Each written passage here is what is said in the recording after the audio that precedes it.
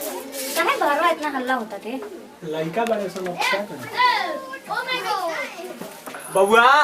आबो क्या कइले बड़ा पापा आई मम्मी है गोड़ लागला मम्मी हां मम्मी कहले रही कि अरे सुना बतिया मान ला तार अब मम्मी तारा चाहिए नु हम तो ड्यूटी चल जाए नौकरी ओकरी करम तो तारा के खियावे बनावे खातिर कहला नु कि हम तारा के सेवा करम हम तो करबे करम बाबू लेकिन हम घरवा में ना हम बहरी नु जाई के तू कइले हड़ा हो हेने आवा हेने सुन बड़का पापा देखिए हम त का कहिया कुछ ना कही हम ई तोहरे खातिर नु लिया के आइल बानी तारा के बनाई के खियावे बबुआ अच्छा रूम के नाम रूम में जाई पहले उसे तो रूम के नाम भैया हमन देखो तारा नु क्या कइले बबुआ दे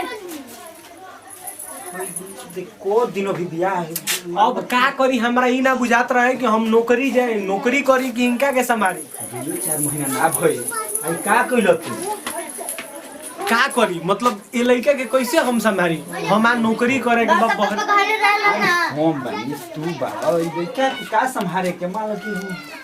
कहां से आई बड़ी कैसन आई बड़ी ना ऐसन कोनो बात करने बड़ा उनका के ठीक रखिया ना ठीक से हाँ बढ़िया से रखियन बाबू तू टेंशन मत लो हम बानी नु हम सब उनका के समझा देले बानी ऐसन कोनो बात नहीं के भैया सब बढ़िया हो जी पहले जैसन हो जी सब हमहू चाहता नहीं कि पहले जैसे घर बार हो जाए सब हां हमने के ही तो बबुआ बाकी देखो टोला महला सब का कही अब तारा क्यों ना हिसाब से तू ले के रखले बड़ा कैसे रखबो कैसे बाल बच्चा ना देखो भैया हमार कोनो और ना रहे हम देखता नहीं कि बबुआ के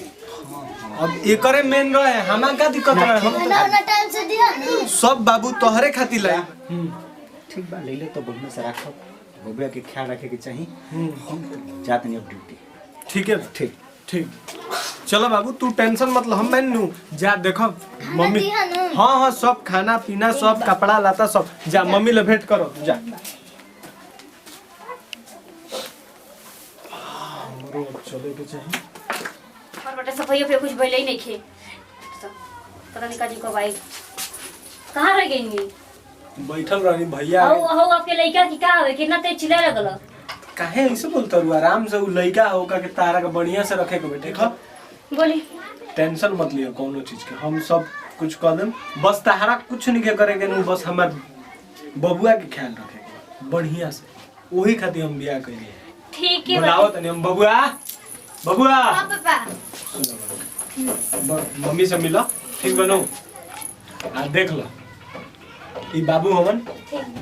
एक इनका के बढ़िया से ख्याल रखियो हम तो कहीं की ड्यूटी चल जानी तभी खाना दिहन पापा हां बाबू हां खाना देहा दी बाबू खाना काहे कपड़ा लता खाना खाना सब सब करियन खाना तारे के खिलाइबो करियन पढ़ाइबो करियन सब करियन ठीक बनो जा खेला तू बाहर खेला हम ठीक बनो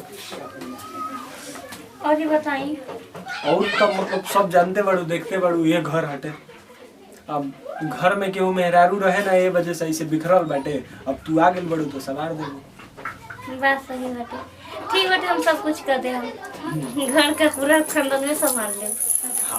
हमू बस ये उम्मीद बा हमरो तारा से कि मतलब तू पूरा परिवार के संभाल के एक संग लेके चलो ठीक है सुनो चलो हम तारा किचन दिखा देते नहीं अपन खाना वाना बनावो तले हमू बाहर जाई के अपन जोन काम में थोड़ा बहुत निपटा ली ठीक बा? बाटे चल आबो आई तई खाना बनाओ शुरू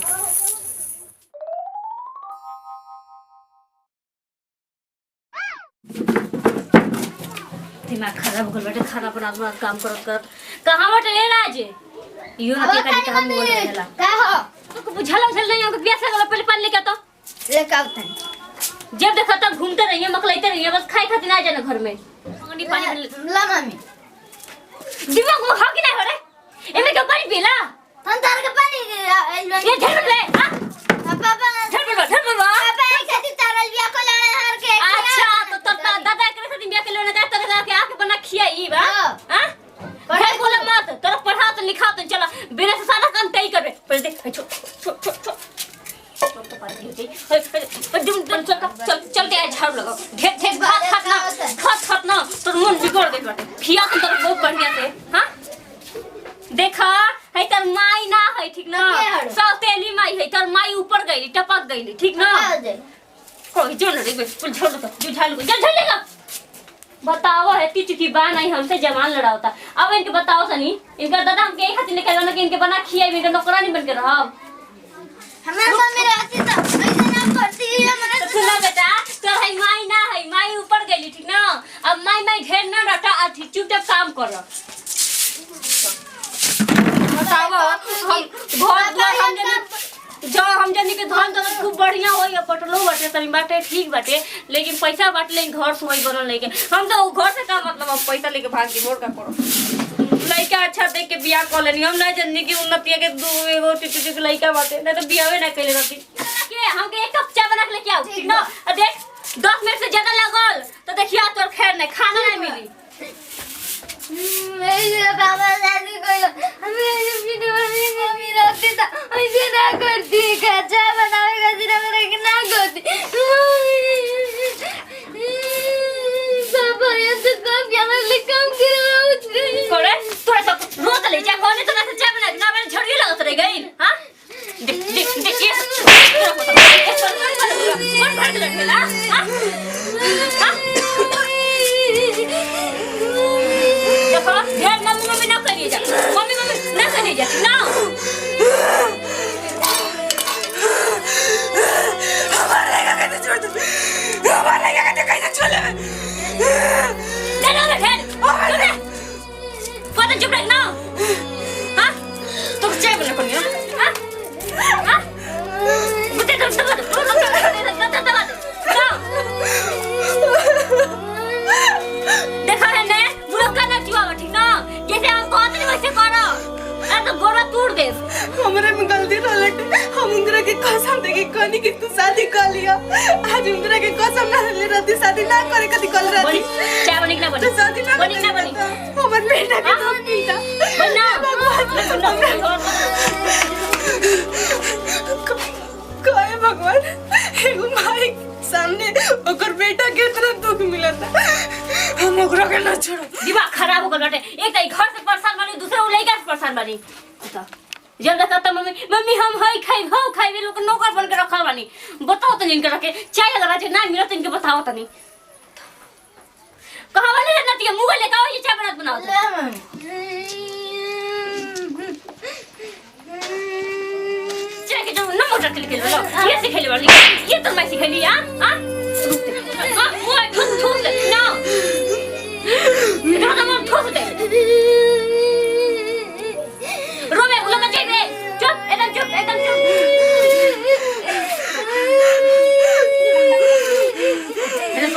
अरे अब तो गलती कर बे पापा से कबे ना कि हम तो तुम्हारे पापा से कबे देखिए कोई के अब कहला तो खाना बंद कर दे हां अब जो बर्तन बटे मार जो कर बने तो कहां जाइबा तो से सब काम करवाई हम कैसे ना भागिन माई बानी कि अपने आँखी के सोचा अपन लड़का के पीटते हुए देखा था नहीं हमार लड़का पे इतना अत्याचार होता थे हे भगवान या तो हमारा कितना शक्ति था कि अपन टाइम से अपने लड़का के बचा सके बबुआ हां पापा का हो कहां बड़ो ठीक बड़ो चल ग्रामर के छोड़ का भइल बताओ भाई तारा खातिर सामान बहुत दुख लागी देत रही के मम्मी पत्र की इसी करी हन का कर लिया है कलियानु की खाना हम ना तरह के हम पापा ले खाबे तो मार हम झाड़ू लगाओ तड़ी और चाय बना के मांगा तड़ी नहीं क्या चाय नहीं मन तो मार तड़ी हाँ हाँ अच्छा रुका हम उनका ले पूछा था ठीक बा। तू जा पढ़ जा कहाँ बड़ू कहो जाना सुनो आगे निका जी आगे निका जी हां हई का कहता के राज कची कहता कि तू मारा तर वो करेगा के कर हम मारत रही जी वो कहता कि चाय बना के मांगा तरी हमारे आ चाय बढ़िया नहीं के बनत तब मार तो बढ़िया और ये भगवान जी हमको वैसे करिए जी बात बटे का? वो जैसे बाबुआ के तबीयत खराब रहे ना तो हमें वो पता नहीं का जी कैसे दवाई रहे हाल में ना रोज देते नहीं ना तो पता नहीं खा के तब से ना अजीब अजीब बात करता अजीब अजीब हरकत तो तू कौनो दवाई दे दे बू तो तबीयत खराब है हमसे देख नहीं जात रहे तो क्या करी राज हाँ बाबू पापा सुनो तो तबियत ठीक बनू ताहार ना हाँ ठीक बा ए चली जी लोग पानी दी बाबू आ तू जा खेले जा पैसा हो बटे ले ली हां चली लोग जा खेलो ठीक बनू चली लोग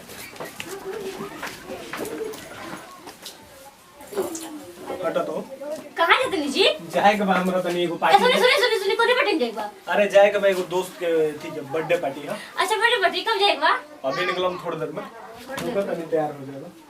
अरे तैयार हुई तरह वाली हुई तर चल जाएगा इधर तैयार हमारे झाड़ू के वाली ले आई तो चल जाएगा भाई कब बजे ले आए आवे मैं लेट हो जी 12 बजे रात में ठीक 12 बनू बजे रात में हां बड़े बजे रात में क्या एक तो एक महीना बाद आइल बने ऊपर से हमको छोड़ कोई तरह जाता नहीं अरे हम आ जाइम भाई राती में हम आ जाइम 12 बजे आ जाइम आ जाए नो हां लेकिन लड़की बुलाइन मार मर जाए पागल हो लोग का रोनो के देख के कौन रोनो के देख के कौन लड़की कहले धंधा के ले शादीशुदा नहीं के नहीं थी का कर बबुआ खाना वाना खिया दियो बढ़िया ले आ बढ़िया से ओका के सुता गाड़ी का पोत की जाएगा किस बतावे से कुछ कर हमार तो आज काम तमाम को नहीं के बाटे हमनी के दोनों जनी के बीच में हुए वो आफत बाटे रोके खत्म कर दे और सारा माल हमारा कहां बाटे रे राजवा अब तने मम्मी का हो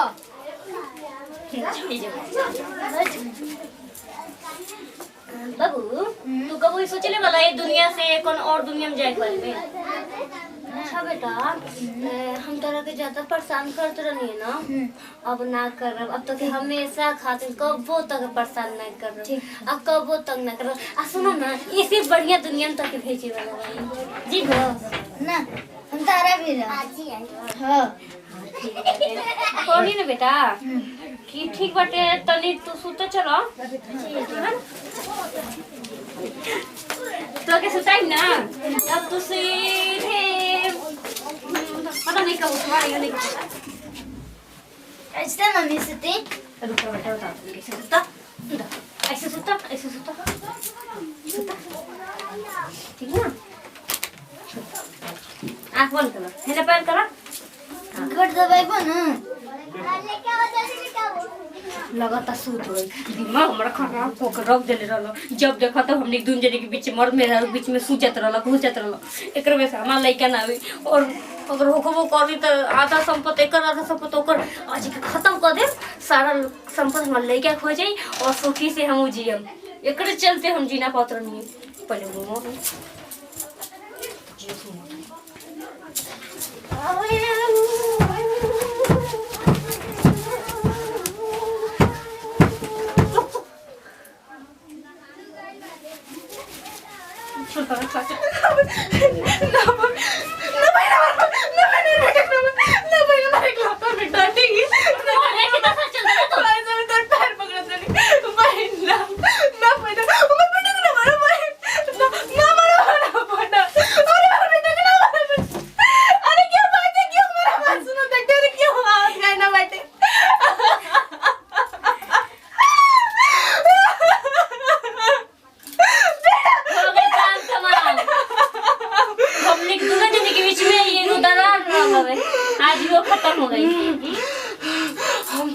कबो खुशी ना रखो हम तेरा के कबो जिंदा ना छोड़ो आज से हमारी इंतकाम शुरू तो ते कबो खुश ना रहबे ते कबो एगो लड़का के महीना बन